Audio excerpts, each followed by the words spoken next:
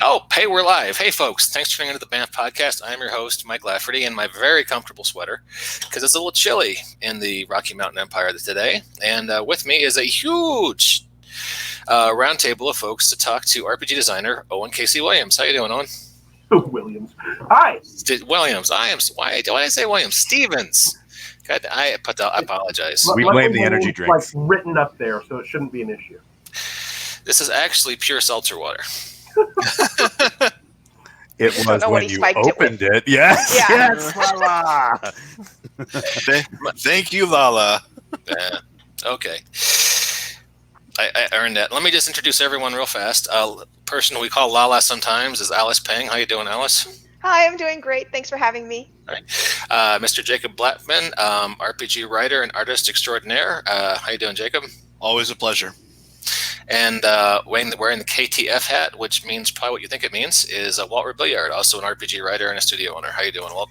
Hola, my coffee does not sparkle like your water. Indeed. But it's more caffeinated, so things even out. So we're doing a series called RPG Behind the Scenes, where the idea is we abstain from our usual pop culture obsessions and fart jokes and focus more on the creative side of the RPG business. It's frequently full of pop culture references and fart jokes. So more than you think. You guys go to more conventions than I do, so I will accept that as gospel. So we're going to talk to Owen about his career, his inspirations, his creative process. And Owen, on the off chance there's some poor benighted soul listening to our podcast or watching it live on YouTube via StreamYard who is unfamiliar with your body of work, could you give us just kind of a brief summary of your resume and your credentials? Sure.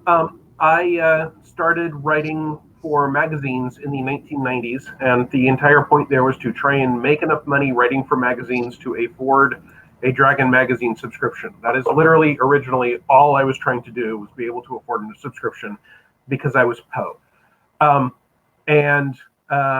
While all my friends were getting college degrees and learning useful skills, all I was doing was writing for magazines and playing games. So when it became time to be an adult and try to make a living, I discovered that games were the only things I had a professional level of skill in. So I went to the TSR Writers Conference in 1997, which was in Seattle, which was after Wizards of the Coast had bought TSR.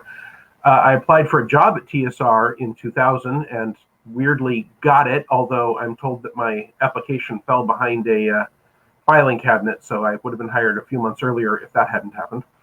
Got laid off 14 months after I was hired, but that was the age of the D20 boom. So I was then working on Star Wars D20 and EverQuest, the D20 tabletop game, and Wheel of Time, and a whole bunch of conversion work and a bunch of stuff for Green Ronin, which has been one of the linchpins of my career. I was continuing to work on the magazine, so when Paizo Publishing took over the Dragon and Dungeon magazines, I did a lot of work with them. Then they ended up spinning off Pathfinder. I wrote the Guide to Absalom, which was one of their first Pathfinder books before there was a Pathfinder role-playing game. It came out while they were still in the 3.5 era. Did a lot of freelance with them. Joined up with a couple guys named Stan, an exclamation point, and Hiram Savage for Super Genius Games. Eventually, we parted ways. I got bought out, which was fine. And I started Rogue Genius Games. And I continued to do that. Did so much work for Paizo that I was calling editor-in-chief Wes Schneider so often that he hired me so I would stop calling him. And that lasted until earlier this year when I left that job, having worked on Pathfinder First Edition and having been the design lead for the Starfinder role-playing game. And then my wife and I packed it up and moved to Indiana when she got a job with Lone Wolf.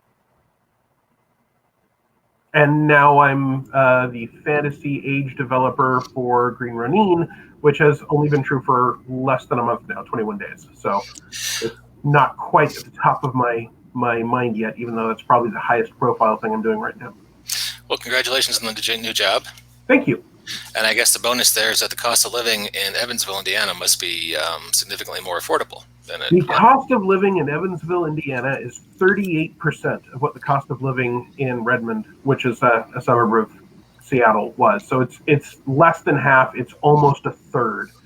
The fact of the matter is that, I mean, I was well paid by Paizo. That was a full-time job with benefits, and it had a certain stability to it, and I miss the stability and the full-time benefits. But I only have to make a third as much money, half as much money if I'm paying for my own benefits to have the same lifestyle out here.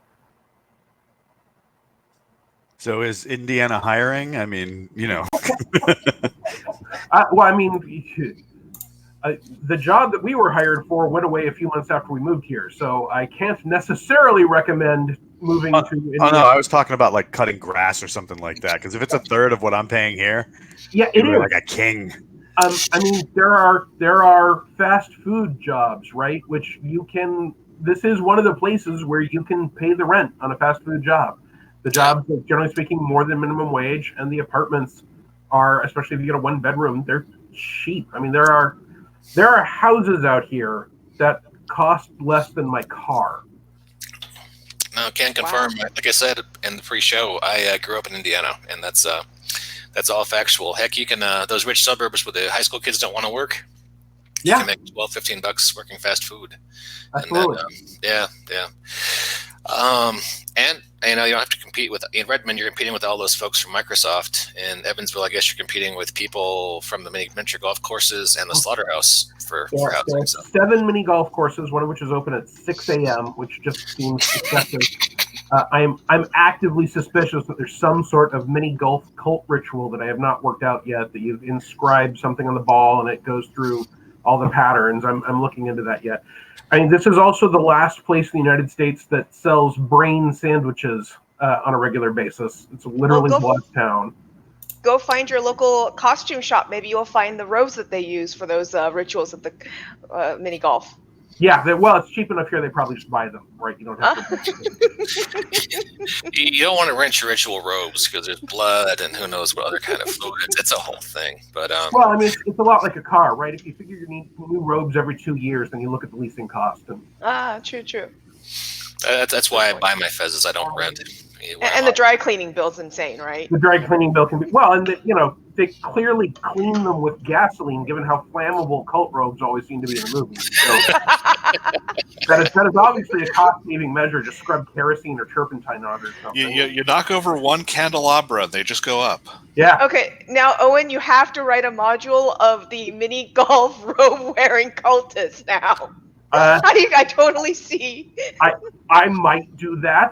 One of the interesting things about the fact that I'm back to being a full-time freelancer is that a chunk of what I do is work for Rogue Genius Games, which means I'm working for myself, since I and my wife and our friend Stan are owners of that company.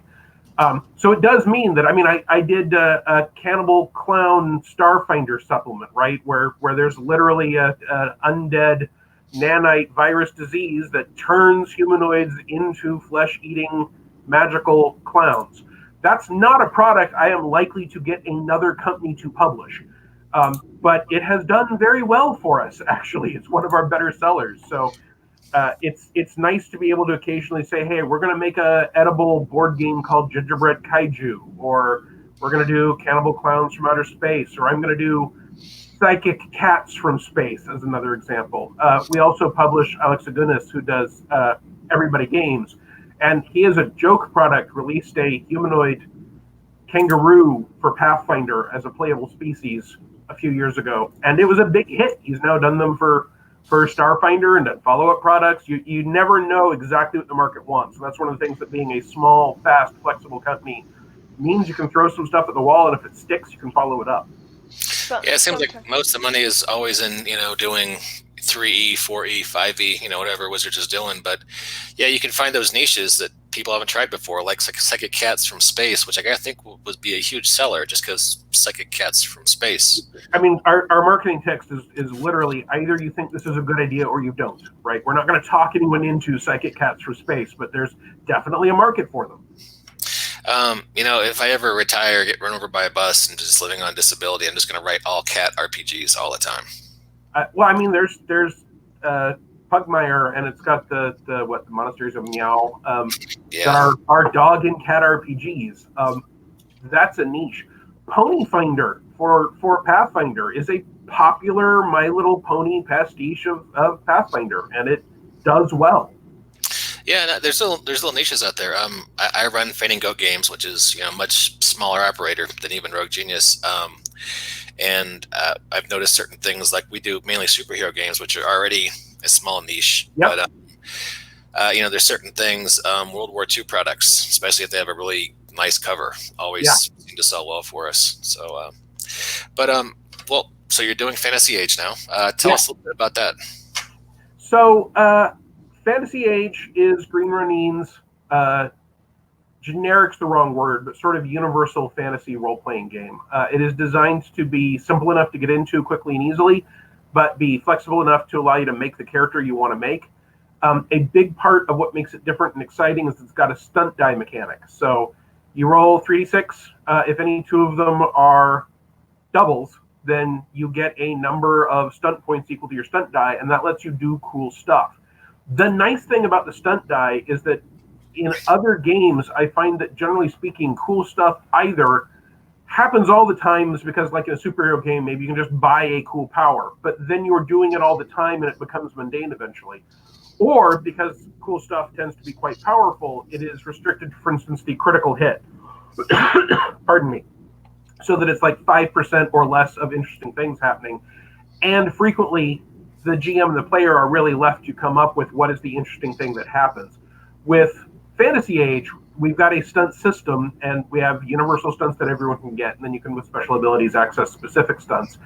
And some things cause different number of stunt points. So if you just earned one stunt point, you can do a slightly cool thing. If you got 6 stunt points, you can do an incredibly cool thing. But you never know when it's going to happen, and it really helps keep the game interesting and flexible, so it's not just constantly saying, I shoot fireball, I hit him with my sword. Which, once you find a single best tactical option in an RPG, frequently you are stuck doing that unless it has a narrative system, in which case you have to think of the interesting thing you do all the time. I like how Fantasy Age, and we've had Modern Age and The Expanse and Blue Rose spin off the same HEE system, which was originally used for Dragon Age, which was licensed from the RPG, from the computer RPG. I like that it creates unexpected, different levels of cool things, and the players have agency on, okay, I've gotten my stunt points, I'll use them for this big thing, or I'll do something smaller, or I will build my character to have access to more stunt abilities, etc. So that I've been involved with the system in a very tangential way from the beginning. I have a credit in the Dragon Age tabletop RPG, the box set, for having worked on the GM system. But that GM system was largely taken for things I'd already written for Green Ronin. And just I tweaked it slightly. Actually, Chris tweaked it originally, and then for Fantasy Age, I tweaked to the Dragon Age version. So I was doing a little stuff with AGE, which is the adventure game engine. But this is my first really heavy involvement with it, and it's interesting because I am largely known as a D20 guy, having hit my full-time freelance during the D20 boom. So D&D 3.0, 3.5. I worked on all of the D20 Star Wars games. I was one of the co-writers of Saga Edition. I think I got 6 or 7 or 8 D20 core rulebooks under my belt, and that is what most people know me for. And this is a very similar kind of game, but it is 3D6 instead of a D20. It's got a different set of mechanics. It's not nearly as crunchy where you have to worry about, hey, did I get a trait that gives me a +1 if I'm using this weapon that I picked up through a racial ability for an archetype, right? It's not that complicated. It's designed to be fast and interesting and fun and to get to it quickly. I've got this horrible guy in my head who wants to make a joke about, hey, so when are we getting a superhero book for Age? And I'm not going to ask that. That would be weird and inappropriate. I certainly won't do that. I mean, Steve Kenson works for Green Ronin. Steve Kenson is well known for having done Mutants and Masterminds and then having done Icons, and I'm sure he's written a couple of superhero RPGs that we just don't see very often. I can't say that I've never thought, it seems like the Age engine would work well for superheroes of a certain type. But that would not be from the Fantasy Age line. So even if that were going to happen, it wouldn't be my thing to announce.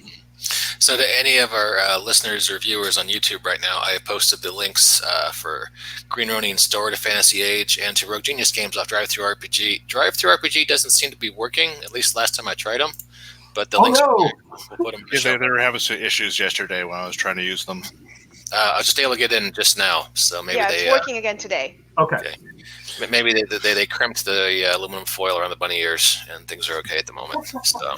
Now, one of the things I gotta say about the age system, I haven't gotten to I had an opportunity to play it yet, but I've gotten to read the books and I really enjoy them in its simplicity, and especially with the stunt mechanics system, because there isn't just stunt mechanics for combat. There's also stunt mechanics for when you're casting magic. There's stunt mechanics for social interactions. They have stunt mechanics for a lot of different things. So there's something special for any aspect of the game that you'll enjoy. Oh, cool. I guess it begs the question: what's since you've just taken the helm of the ship, what's coming out now from the good ship Fantasy Age? We just announced that we are going to be doing print-on-demand spell cards, so that you can pick just the spells you have. You tend to just have a few flexible spells with Fantasy Age characters, but it's still nice to have just the ones you've got with you. And, if your table is using one rule book, for example, and someone else is looking something else up, it can be useful. I did a Ronin Roundtable on the Green Ronin website that also talked about the fact that if you've got a set of cards with all the spells in the game, as a GM, there are things you can do to play with those to randomize effects, right? So you could say, okay, I'm going to deal 4 spells, and that's what this hag has, and whatever they are, we'll make it work. So that's a tangible way to use those cards for a randomizing effect. And then we've got a campaign builder's guide coming out, and everything that I'm actually going to be working on is unannounced yet. But there's, you don't hire a developer unless you are moving forward with the game system. So we've got plans in place, and it's no accident that I have worked for Green Ronin in a number of different capacities before. I'm not an expert on Fantasy Age yet. I'm getting there, but I told them that. They said, well, we want your talents for the things we're looking at doing, and we know we can work with you because, Green Ronin is much bigger than Rogue Genius, for example, but it's still a small independent company that's owned by the people that do most of the work for it. And it's very important in the tabletop game industry that you are working with people that you like working with, that you don't have personality conflicts with, that you don't constantly fail to see eye to eye with. Because there are some quirky people in the industry, I've heard. There is a few here and there, yeah. Quirky is a kind description. Can I just start throwing out possible licensed properties, and you will say warm or cold? I will not say warm or cold. I'll tell you whether or not I think it's a good idea, but I will give you no inside information on what Green Ronin is doing. Beastmaster. I think that's a terrible idea for a license. And seriously, the core idea of a character that plays with animals and animal companions, great. Beastmaster in particular, I suppose if you're talking about the Andre Norton science fiction novel that was originally horribly mauled to make a fantasy movie, that might have some more interesting depth to it. The movies, I enjoy them, don't get me wrong, but there's not enough there to justify a license. I'm guessing that we'll see Freeport before we see anything else. I don't know about before anything else, but certainly I was the Freeport Pathfinder developer. We are no longer producing new Pathfinder Freeport books. The 20th anniversary for Green Ronin is coming up. Freeport is our original sort of main ship of the line. So I would expect to see some stuff for it and the other games coming out. What about Critters? As a license? So Critters is the sort of thing that would be fun to do a license if what you want is a one-shot introductory product.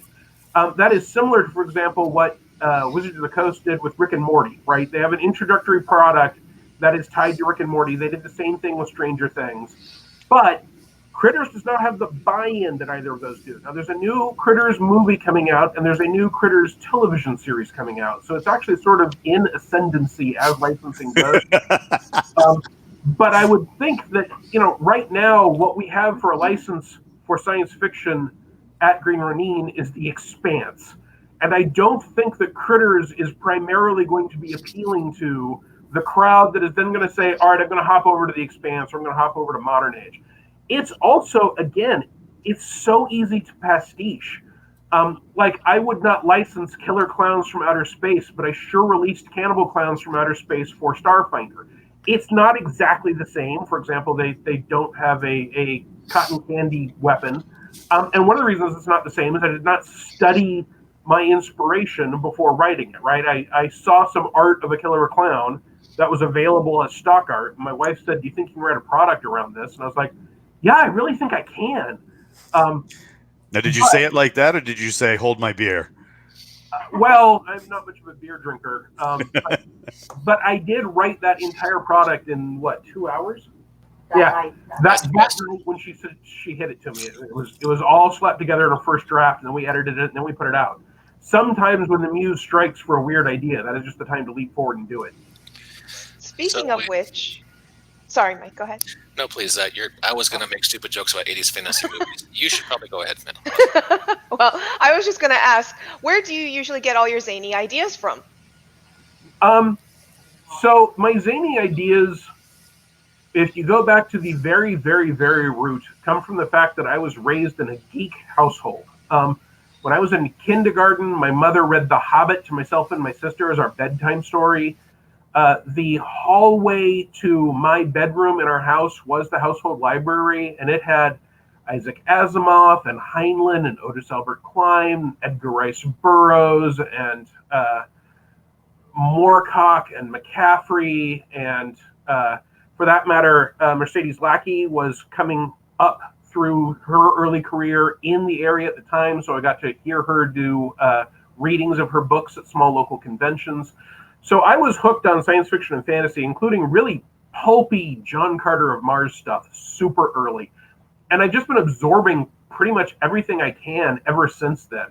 So my inspirations range from, oh, hey, that was one of my favorite vehicles in an episode of Speed Racer. I wonder if I can base a starship off that. To, okay, I need to write something for tomorrow's article. I will turn on the Sci-Fi Channel, Sharknado. Well, I don't know if I can be that ridiculous, but gosh, they've had a bunch of sequels, so surely we can do some weather-based animal hazard templates, even if we, have the Barracuda cane instead. Jacob and I produced a product for M&M called Sharkacane. Yeah, exactly. I absorb a lot of geek content. I mean, the reason this is still my job is that I am still having fun doing it. That's the other reason. The first one being that I never learned any useful skills. So weird, zany ideas is pretty much where I live. I watch a lot of anime. I read a lot of books still. I follow a bunch of people online. I am trying to take in input all the time. And during the D20 boom, it was often really useful if someone said, hey, are you familiar with X? To be able to at least say, well, I mean, I'm not an expert, but like when we were working on the EverQuest D20 role-playing game. Or have you ever played EverQuest? Well, I've never played it, but I've got a friend who's in a great big guild and does raids and has a max-level character. I know my barbarians from my erudites, and the fact that I was able to name two of the races that are not necessarily obvious meant that they said, okay, he's got some clue. And then if you've got a rough background on a lot of things. You ever heard of Magi Nation? Sure, I've heard of it. Mm-hmm. Then if you get the job, you can bone up on it, which is much easier in the age of Wikipedia and other online resources than it was when I was first getting started. When I got hired by Wizards of the Coast in 2000 to work on the Star Wars role-playing game, I was told, you're going to have to go buy a copy of the Star Wars Encyclopedia. I'm like, well, don't you all have one? Well, we all have our own copy. But we can't get you one for free, and you're going to have to look stuff up on it. So we're telling you, you've got to have a copy of the Star Wars Encyclopedia. Okay, I guess I'm buying a copy of the Star Wars Encyclopedia. But, once you own one of those, you've got it for quite a while. And they had the Jedi Holocron for more detailed questions. But it's much easier in the age of there being a wiki for everything to at least get a basic idea where you're looking for stuff. Well, quick question. This is it's becoming the go-to question I have for all of these kind of interviews. A lot of writers have a specific process, whether it be more pragmatic and saying I'm going to write for the next hour or the next 20 minutes, or, if you're a little more, let's say, fancy about it, I have to be drinking my tea from my mug at this this window at this table, and what's your process like for that? It's a little different recently because I was working at Paizo most of the time for 5 years, and so a big part of the process was Paizo work happens at Paizo, and my freelance work happens at home in an effort to firewall those things. But I do have a preferred, comfortable setup, right? I'm at my desk. I've got my reference books. I've got, stuff over here. I have things to take my mind off of whatever I'm doing if I have to throw my brain in neutral for a bit. Sometimes if I run into a problem, I can't come up with a solution just by grinding on it. I have to let that problem be the last thing I thought about and do something entirely neutral. That is, for example, sometimes when I work on Diesel Pulp Weird War miniatures, which I have carefully kept out of my career, so that remains my hobby zen, right? If I do anything with fantasy or science fiction or science fantasy figures, that feels like I'm preparing to run like a Starfinder game. I still write Starfinder freelance, so that's part of my job. It's important to me to have some geeky hobby things that aren't part of my job, so I can throw my brain in neutral, work on something, and then see if a solution just pops up. I tend to work in bursts. I usually sort of wake up in the morning, take a look at social media, make sure that if I have a blog post due for the day, that's ready to go. If we're going to have a product uploaded for Rogue Genius, or I'm also a producer for Write Publishing, make sure that that is ready to go. If anyone has written to me, if there are customer complaints, if there's one day I woke up and Reddit had the trial of Owen Casey Stevens on as one of the threads. So nowadays you have to make sure that there isn't some sort of smear campaign going on that you need to at least be aware of if people are going to try and make people not hire you. And then I look at what my deadlines are, and if I've got stuff I have to work on deadline, that gets a chunk of time. And then as the day goes on, I am more likely to drift away from scheduled things and more just see where my muse takes me, which is where your Cannibal Clowns and Space Cats kind of programs come from. Fair enough. I guess we should mention you've got a bunch of little side projects in Rogue Genius. You've been blogging about your Weird West setting that uses the Starfinder rules. Yep, it's called Really Wild West. I haven't actually made a new post on it in a while, but the archive is still on my website. So you can go to owencasey-stevens.com and search for Really Wild West, and the index will show up, which shows all the articles. I am working on a magic and advanced science Old West campaign setting, which will at least be 99% Starfinder compatible, using the Starfinder core rules and core races. We're just adding new stuff and reskinning some things for people that think playing cowboys versus aliens in the Valley of Blangi against Dracula sounds like fun. That does sound like fun. Well, good. And Jacob, last night, I found that Gantana that I had you do in 2013 that I flat forgot. I did a ton of those for you. Yeah, and they have never gone anywhere because that project got killed by the fact that I started Rogue Genius and then got hired by Green Ronin and then got hired by Paizo. So I'm going to ask you to find and resend me those so I can do Really Wild West stats for them. Absolutely. So the inspiration list, the other thing that sometimes happens is you're going through resources you have access to that either you can buy or you already have, and you think, ooh, I should do something with this.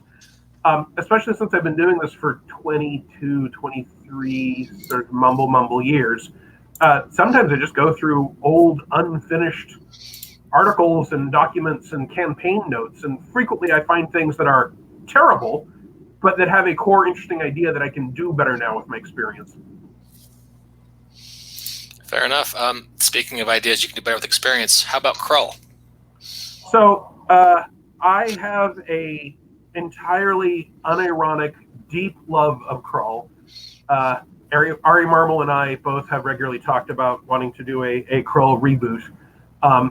I have written up a very Krull-inspired throwing star weapon, the Kotos, on my blog, and Jacob did the art for it. So I love Krull. I would license Krull. I would totally do a Krull role-playing game. If the question is, do I think that's a good idea? No, I don't. I don't think a Krull role-playing game is a good idea. What could be a good idea, instead of a license, is to make the awesome 80s fantasy RPG that has throwing stars and three-bladed swords and giant snakes and sorcerer people and time travel and demon dogs and swords of light, and yes, and darkness and unicorns and scale mail armor and bogs of eternal sadness, and just throw all that into one game as a series of inspirations and pastiches, because I think there's a lot there you could do, but I don't think you're going to get enough people who are interested just in a crawl role-playing game to make that worth the license, because even cheap licenses frequently are relatively expensive. Now, there is a licensing fair that happens, and actually there are several of them, where you can go see what licenses are out there. I've had a conversation with a very serious publisher about licensing, for example, the movie The Stuff, not because it is going to be any kind of epic nostalgia or it's just begging to happen, but because the license is super cheap. And if you do something small and fast without putting too much money into it, you will get some people buying it just because what the heck is someone doing making an RPG about evil yogurt? All right, I'm on board with the evil yogurt. That's cool. You addressed all of my other silly comments about 80s fantasy movies. I had all these other movie posters just queued up. I was going to shoot at you. Instead, I will just share this image that Jacob drew of science agents in your really Wild West setting. Yep, those are science agents from the Mexican Peripheral, which are amongst the most respected of law enforcement agents in that setting. And one of the things that's happening in that setting is that there was the War of the Worlds invasion of the Martians, and humans have been retrofitting and updating the technology. So you see here that our science agent up front has a lightning gun with battery on her belt, but also has just a backup regular old pistol. And the Mexican Peripheral is an interesting time where there actually was a government in Mexico that believed that science was the solution to everything. The powerful elite were known as the scientificos.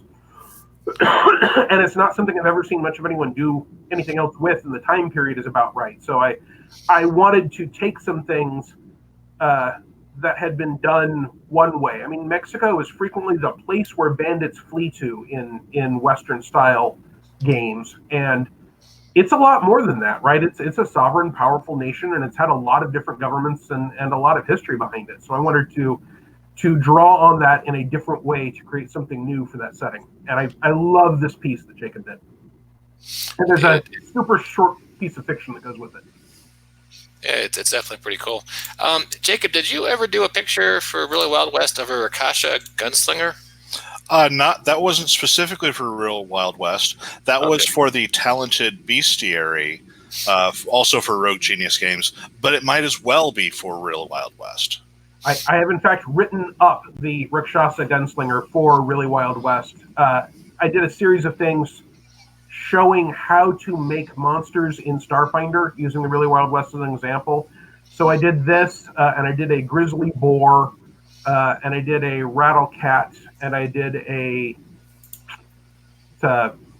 prickle bison. I don't remember what I ended up calling it. But basically it's, of course, cross between a buffalo and a porcupine. Okay, cool. If you were starting out in RPGs today, what advice would you give to someone looking to get into it as a freelance designer or writer? Don't do most of the things I did, and a lot of them just won't work anymore. I think at this point, you're going to want to approach small publishers and see if they have any small things that they are interested in having people do. I also think at this point, it's important to have a social media presence. I think you're going to want to have a blog. I think if you don't have enough work from other people to eat up your time, the way to be a better writer is to write. So if you can't get someone else to pay you for your work, put it up on your blog, or put together a full PDF if you want to teach yourself those skills. I don't necessarily recommend you become a publisher in general, because being a publisher is a lot more work than just writing an RPG. but you can self-publish some things so that you've got some credits out there so that people know who you are and what you can do.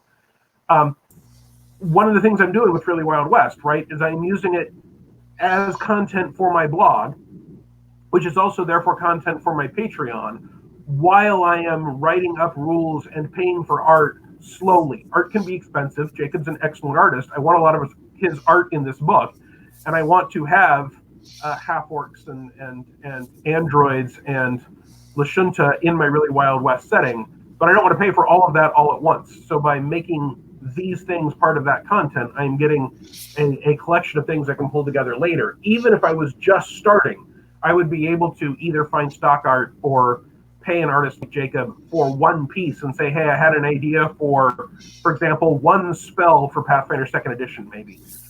There are also a lot of things that use the Open Game License or Creative Commons licenses now, so that is a great way to find things that you can write for and still make money on, and that people are looking for. Once you have a few credits, I recommend you start dropping lines to bigger and bigger companies and ask Green Ronin, right? Do you all have any room for a writer? Here are my credits. Contact the various developers and designers at Paizo, talk to people at Wizards of the Coast, talk to people at Fantasy Flight. There's a pretty good turnover on freelancers. A lot of people get in this, do a few things, and either move up or move out. I've got Tunnels and Trolls adventures written by Mike Stackpole, but that's not what he does anymore. So there's always people looking for good, reliable, interesting, creative writers. Just start putting your name out there and don't wait for someone to tell you what to write. Start writing your own stuff so that when someone says, well, do you have an example of your writing? You can say, yeah, I wrote rules for gambling for Starfinder, and here they are, and you can read them and get feedback on them. That's actually a really good point that you bring up, that you need to get stuff out there. But what's your take on the importance of self-promotion, and how do you feel people are best to do that, especially for a lot of introverted gamers who are writing and creating, and they're like, I don't want to go promote myself. So I am a big booster of self-promotion, and I am an introvert. I will curl up with a blanket and sip hot cocoa after this interview to make up for having expended the energy to be upbeat and cheerful and talk to people. But one of the great things about, as an introvert, boosting yourself online is I can write a blog post, post it up, and then not look at it for 3 days if I need to. It's up, it's there, I don't have to talk to anyone. Same with Twitter, same with Facebook.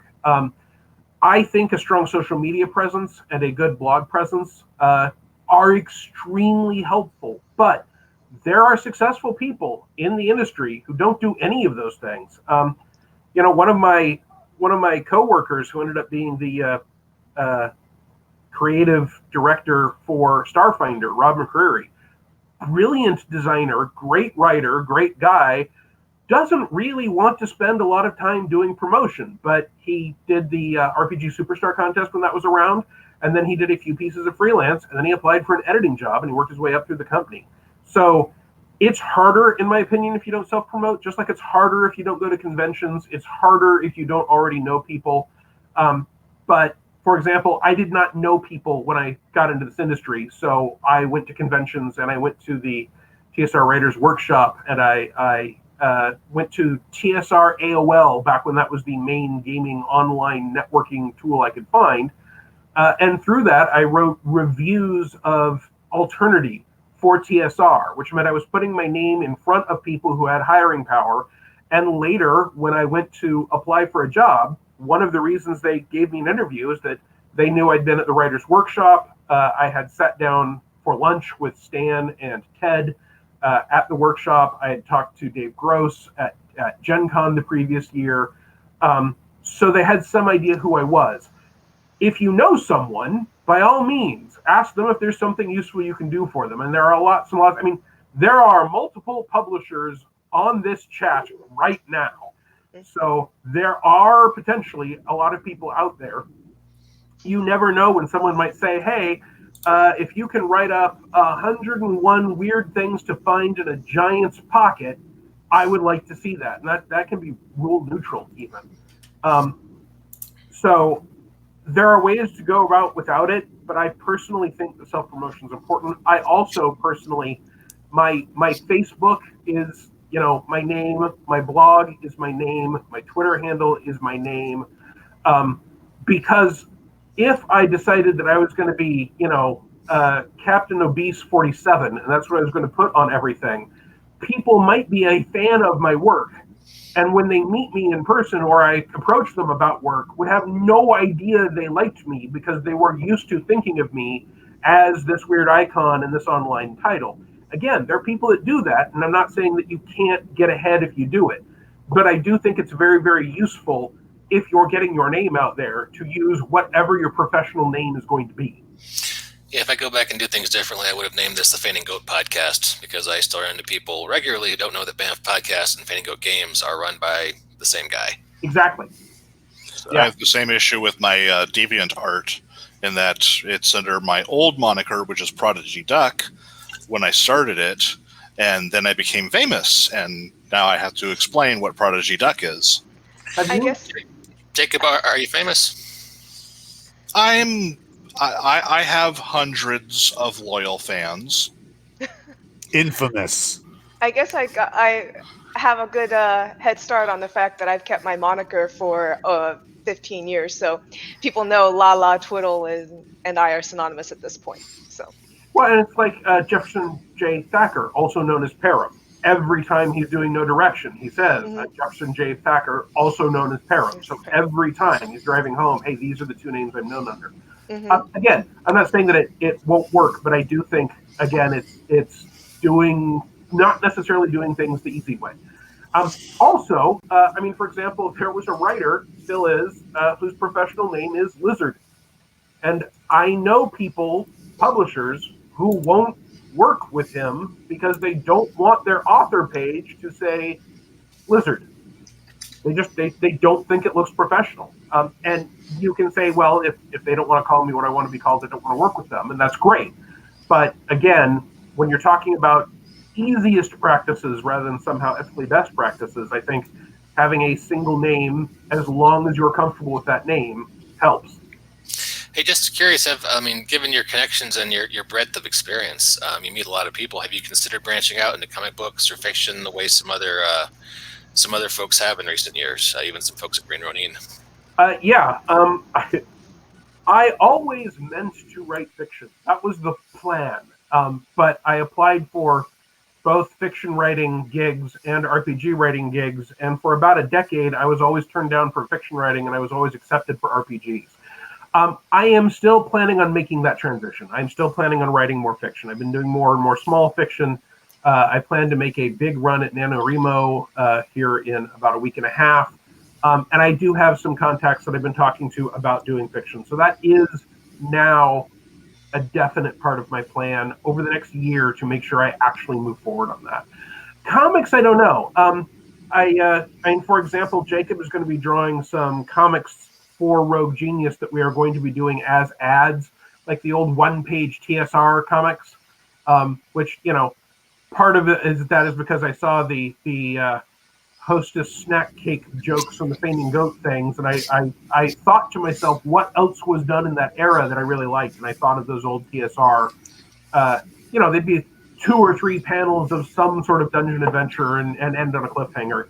So I'm going to write those, and Jacob will be drawing them, and we will use those, for example, in Pathways Magazine and online, and just use it as advertising and to put eyeballs on things. I don't know if I want to try to break into comics in general at the moment, because those. I think those are brilliant. It's just absolutely brilliant, and I love them.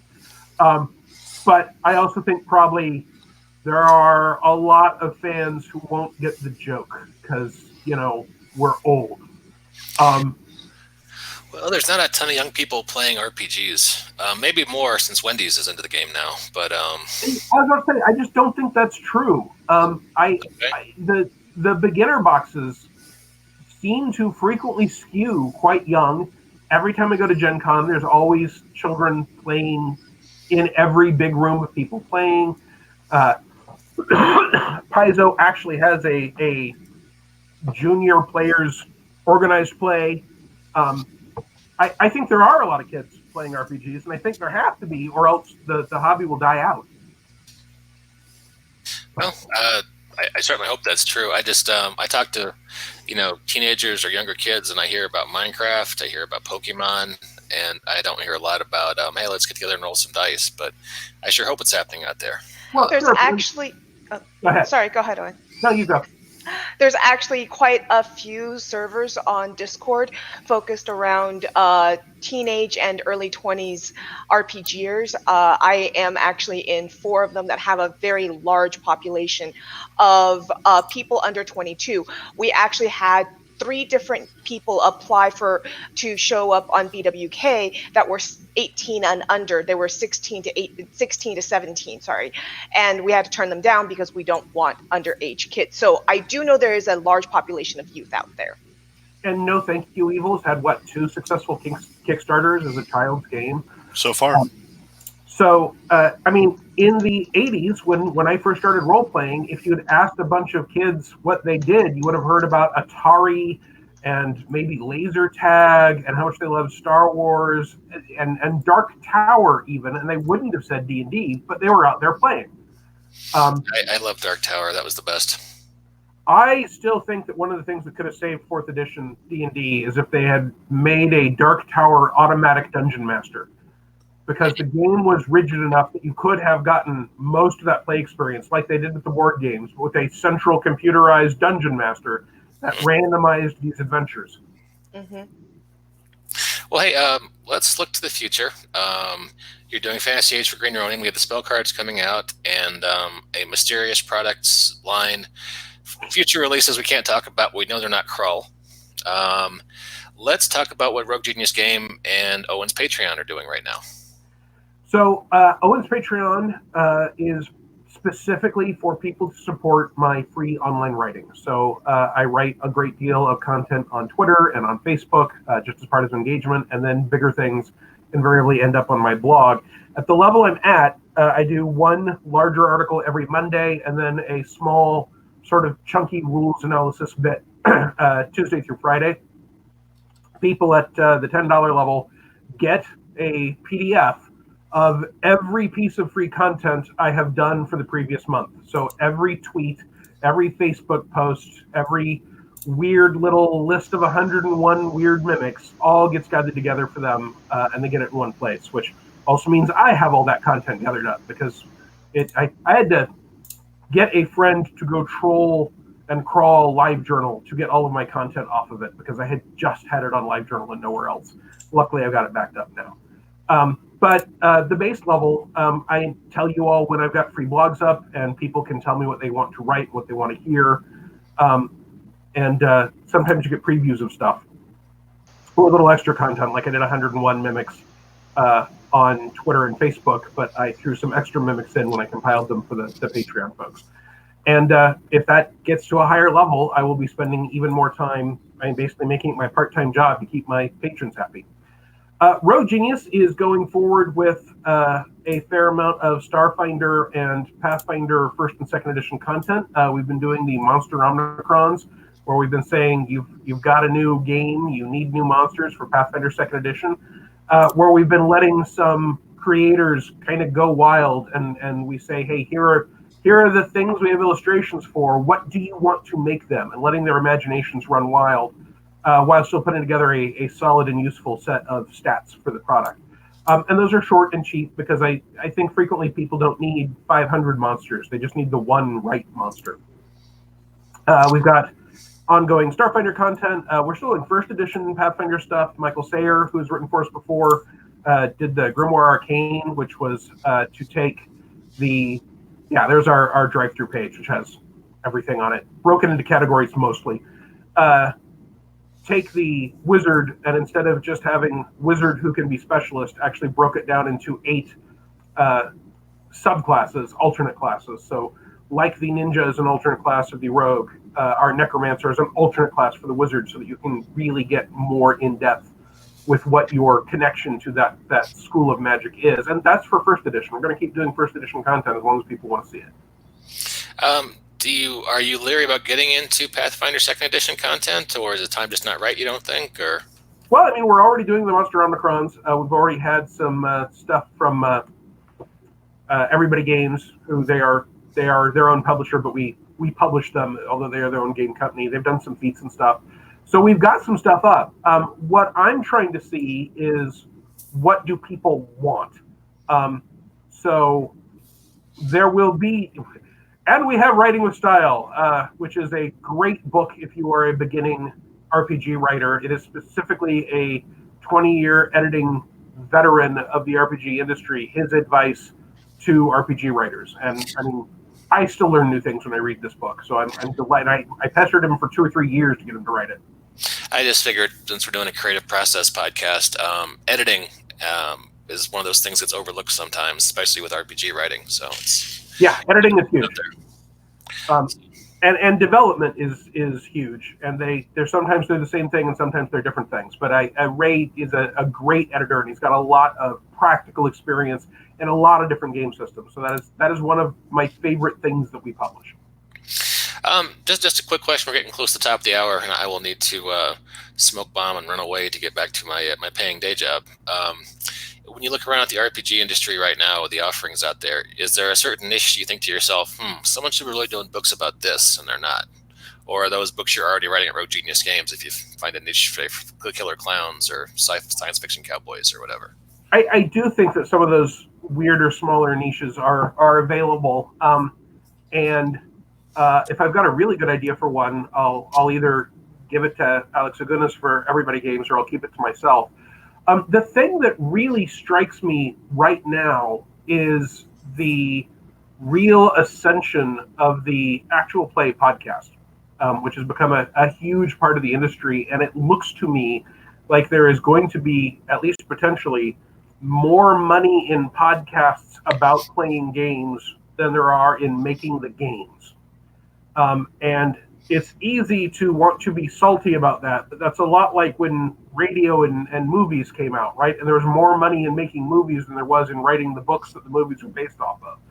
It's a slightly different entertainment industry, but I think we have still not yet found the game company that is really maximizing that. And that's, of course, because game companies are full of people who are good at and want to and experienced at making games. They are not necessarily good at and full of people that want to do actual play podcasts. But I think one of the things that I did when I was with at Paizo is I worked on Oblivion Oath, where we were doing an actual play of Pathfinder 2nd Edition that we started weeks before the game came out.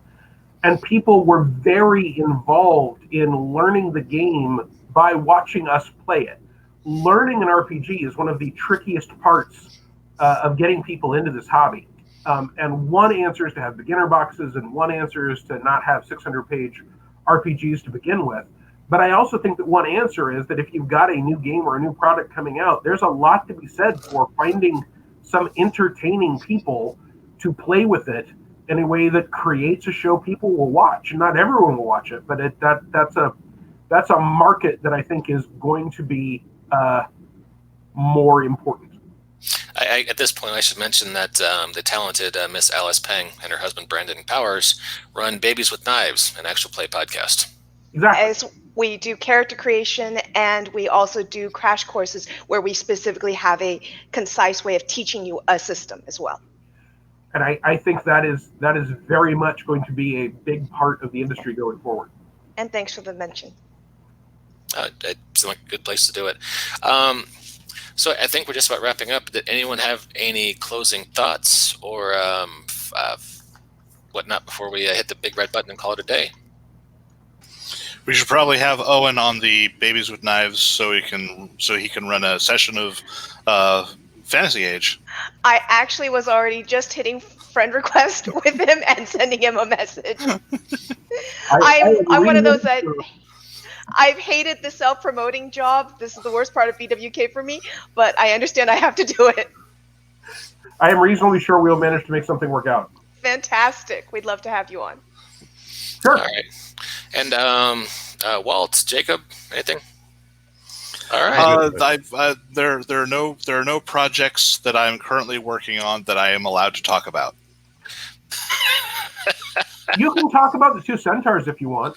Okay. Owen has hired me to draw more Western art for him. I'm going to be drawing some centaurs with some cowboy and cowgirl centaurs for real world, the real Wild West. Otherwise, I'm still doing stuff for Rogue Genius Games with superpowered legends. I've got a superpowered bestiary product that I have in the works. Yeah, that's it for me. I Okay. had to get one more in. I'm just gonna look at that. Look at that poster. Don't you want to play that? It's gorgeous. That is beautiful. Okay.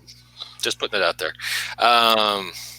Hey, have you ever consider having like gangs of roving desperado centaurs in your Wild West setting? Because that just seems like a lot of fun. Yes, we're absolutely thinking. That's why I'm getting art. Okay, fair enough. There will be a blog post about centaurs in Really Wild West once I've got art. Cool. Great minds think alike, as they say. But so do lunatics. So anyway, hey, thanks for tuning in to watch the BAMF podcast. To all of our listeners, Owen, we love having you on. We'd love to have you on. Whenever you want to come on, it's always a great pleasure talking to you, sir. Thank you very much. Very much appreciate you having me. Always have fun. Very nice meeting you. Nice to meet you too. And to our listeners and viewers, we'll catch you next time on the BAMF podcast.